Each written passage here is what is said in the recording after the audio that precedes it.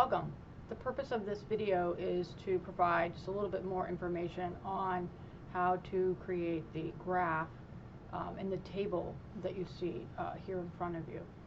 So we're going to kind of pick up right here and start here with problem 7.2, which I had assigned for homework.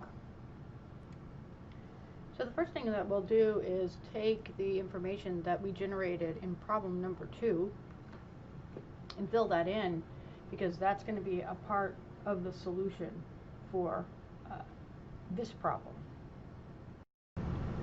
So we're going to start here and just take this information up here. So what this tells us that in problem 2 here, if we use the $5,000 system, which we're calling A, and we produce 5,000 units,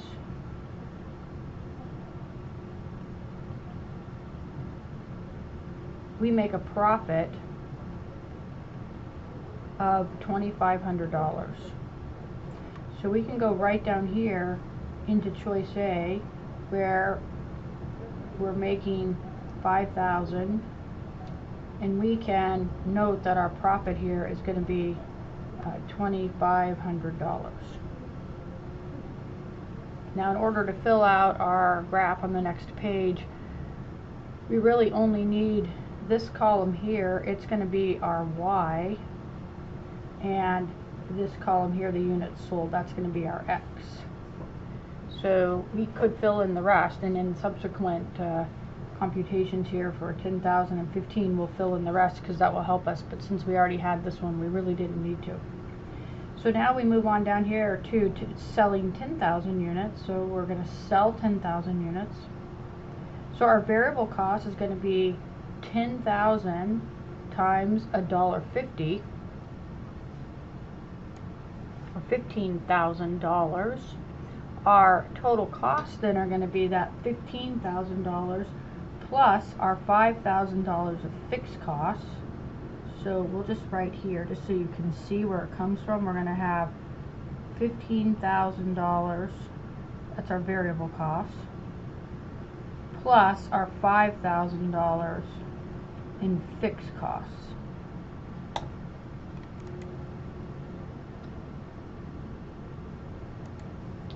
And then after we get this 20,000 here, we're going to calculate our total revenue, and that's going to be our price, P, times our 10,000 units that we're selling, and we're going to earn $30,000. Now essentially we just take the 30,000 and subtract the 20,000 from it. So we'll have 30,000 minus 20,000, and we see that we earn a profit of $10,000. Right? And then the next one here, I'm going to let you pause it and you calculate it. When you turn it back on, then you'll have the answer there to make sure you've done it correctly. So here we've got the 22,500, which is the variable cost. We calculate that by taking $1.50 times 15,000, and then we've got the total cost, which is 27,500, and then we have the total revenue, which is 45,000. And then we subtract the total revenue, the amount of money we're going to get, minus the fixed costs and variable costs, and we get this 1750. And we're going to follow the same logic on this bottom one here, except for here we know that our fixed costs have gone up a little bit. In this one there, $8,000, so I've got them denoted here as 8,000. And we're going to do the same thing, except this time instead of having fixed costs of 5,000, we're going to have 8,000, and now our variable cost is going to change from $1.50 to $1. So this first one here that you can see I've got calculated for you, this comes from the variable cost of $1 times 1,000 units, so it's $1,000. The total cost then are going to be the $1,000 plus the $8,000, so that makes $9,000. And then our total revenue, of course, is just going to be 3, because that's how much we sell it for, times the number of units, so $3,000. And so we're going to be in the hole $6,000. So for choice B, we're going to do the same exact logic. We're going to sell 5,000 units at $1. Excuse me. We're going to produce 5,000 units, and it costs us $1 a piece to produce them, so that's just going to be 5,000. Our total costs then are going to be that 5,000 plus the 8,000, so that's going to be 13,000, because it's this plus that. Our total revenue is actually going to be the same as it was up above, although we didn't actually write it in here. It's just going to be 5,000 sold at $3 a piece, so we've got a total revenue then of $15,000. So we're going to have a positive profit of $2,000 because we take 15,000 and subtract 13,000 from that. These next two I'll just pause the video and write them in, and then you should be able to do it on your own, I would think. And then I'll show you how to do the graphing. So you can see here I've filled all this stuff in. Now we're going to go take the information that's contained in the X column, and I'm going to denote the X column with the yellow. And with choice A, it's going to have the overlay of, let's just say, green. You're going to have 2 lines on the next page. And the choice B will just be yellow. And the same thing will be true over here. We're going to have,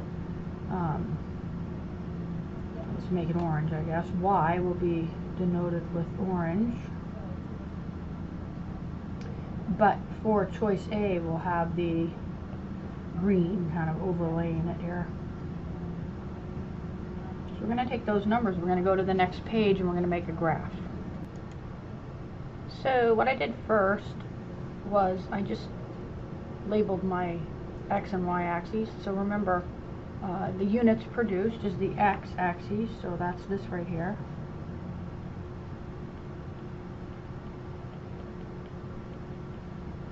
And then the Y-axis is the profit.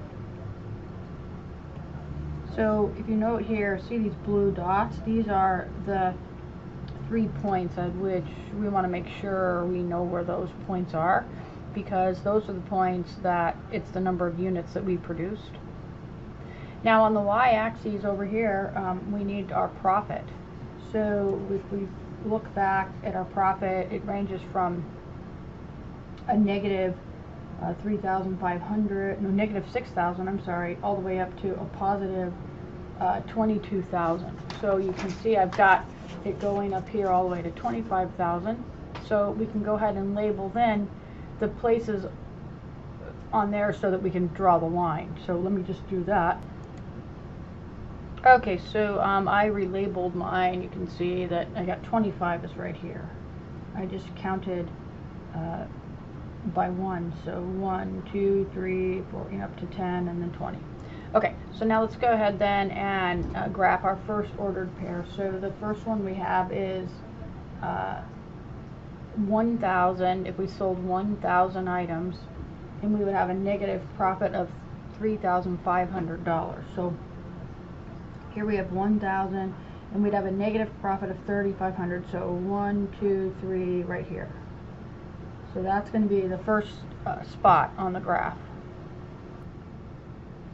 So let's just go ahead and indicate on here with, we're going to make this green, and green is going to indicate process A. So we're just going to put a little green circle around that. Now let's go ahead and graph the second point, which is producing 5,000 units at a profit of 2,500. So we'll go here to 5,000 and up to 2,500 for our profit. So here we go over to 5,000, and then we go up to about 2,500, because this is 1,000, excuse me, this is 2,000. So we go over to 5,000 to here, and then up to, say this is 2,000, so 2,500 is here. So now we have our second dot, and we're going to just label that one green also, because we know that's process A. And then we could graph the next one, but we might as well just go out to 15,000 because it's a line, so we don't really have to graph all the points. So we'll go out here to 15,000. Here's 12,000 units, and then here's, remember that was 15,000 units produced. And we need to go up to a profit of 17,500. So we'll go straight up this line here, just to kind of keep myself on track.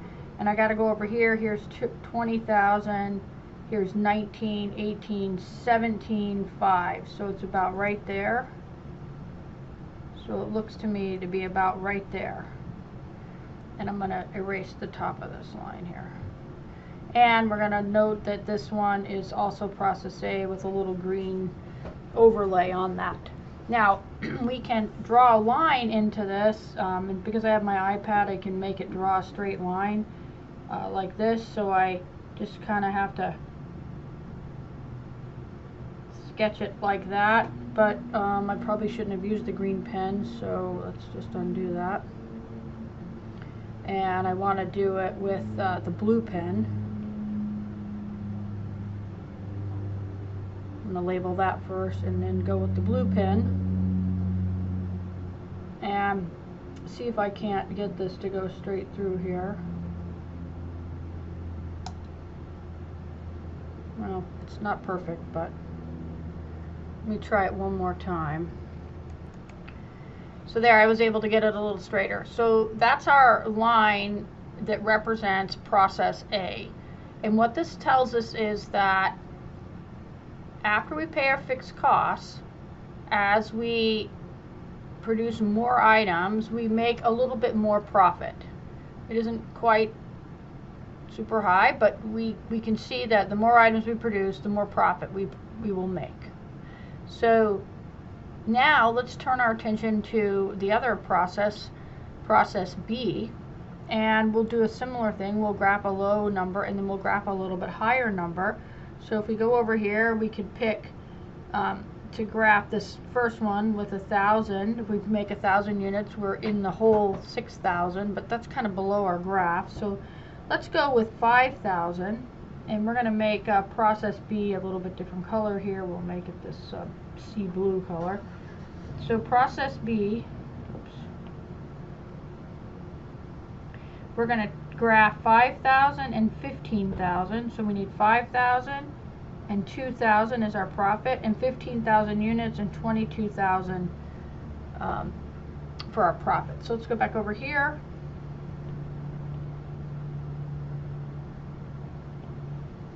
And we're going to go to 5,000. And if we make 5,000 units, that means our profit is 2,000. So we go straight up here. Here's 0. And 2,000 is about right there, kind of on top of this one, because that one's supposed to be 2,500. Okay, so I just redrew that real quick, so the line is a little bit better positioned. Okay, so we have our second process. We just graphed our point here, and now at 5,000, and we're going to do it at 15,000. So at 15,000, we got a profit of 22,000. So here we go to 15,000, which is about right there, and then we go up to 22,000. So this is 20,000, and so that'd be 21, and this would be 22,000 right there. So now we can connect our two lines, or two dots, and make a line. And if we've done this correctly, they ought to switch at just about where we had calculated the switching point, which was 6,000. Okay, so now I've drawn on here the second line where it goes through the profit up here of 22,000, just a little above 20,000 there. And then it drops down, it crosses at about 6,000, which is where we said the switching point was on the previous problem, and then it goes on down to here. So let's just write what this graph tells us. It tells us that the pink line, process B, is more profitable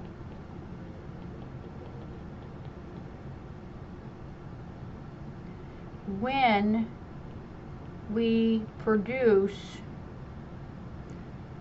more than 6,000 units. Because the most profitable line is the higher line. So higher line, higher profit. So it is more profitable to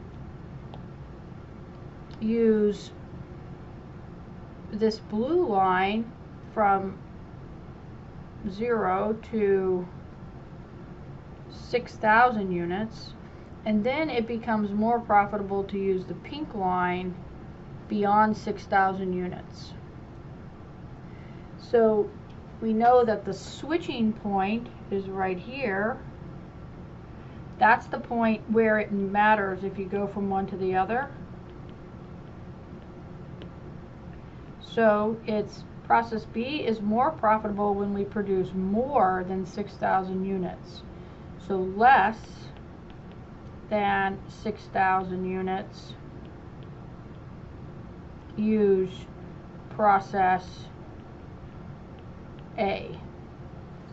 So like I told you in class, this problem is pretty simple, so the graphing isn't a big deal. You can see, you know, the switching point or whatever. But for the take-home test, being able to draw these graphs is super important. So I hope you found this useful, and I will see you in class. Bye.